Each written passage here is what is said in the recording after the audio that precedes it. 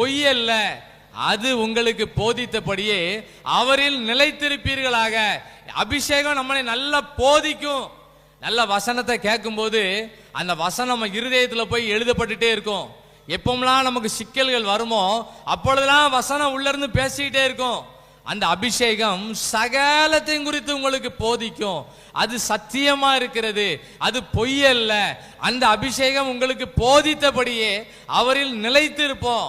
ஒரு நாள் நமக்கு தோல்வியே கர்த்தர் வரவிட மாட்டாரு. தோல்வி போல தெரியும், கர்த்தர் தோல்விகளை ஜெயமாய் மாற்றுவார். ஆமென்.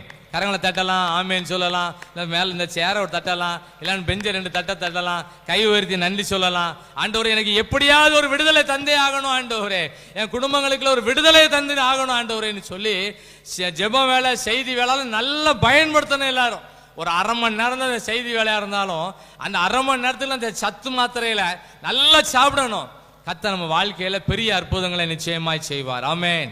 தாவீதுக்கு வந்த எல்லா நெருக்கடிகளையும் கர்த்தர் மாற்றினார். எப்படி மாற்றினார்? அவர் சூழ்நிலையை நல்ல மனசுல வச்சு உடனே அவர் ஜெபம் பண்ணார். ஆண்டவரே, இதை நான் பின்தொடரணுமா, இதை நான் ஜெயிச்சிடலாமான்னு கேட்டாரு. உடனே ஆண்டவர் பதில் கொடுக்கிறாரு, நீ சகலத்தையும் திருப்பி கொள்வாய். அந்த வார்த்தையை நல்லா பிடிச்சுக்கிட்டாரு, அந்த வசனத்தை நல்லா பிடிச்சுக்கிட்டாரு. ஜோமணி முடிச்சிருக்கிறாரு. நல்ல ஒரு வழி நடத்தல கர்த்தர் கொடுத்தாரு.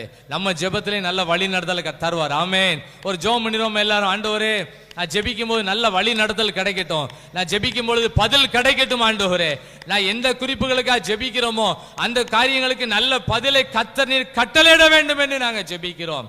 ஸ்தோத்திரம். இயேசுவின் மூலம் ஜெபிக்கிறோம் பிதாவே. இந்த மாதிரி சின்ன சின்ன ஜெப குறிப்புகளை வச்சு எல்லாம் ஜெபிக்கணும்.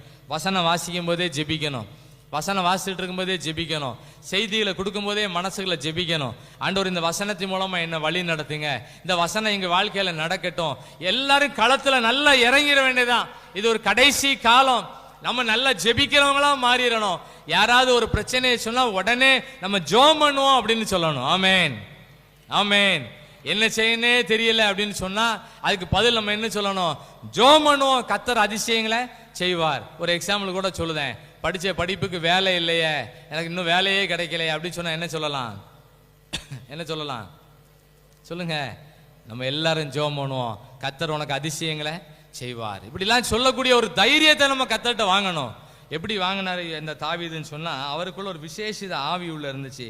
1 சாமுவேல் 16ஆம் அதிகாரம் 13வது வசனத்தை நம்ம எல்லாம் சேர்ந்து வாசிக்கலாம். 1 சாமுவேல் 16ஆம் அதிகாரம் 13வது வசனத்தை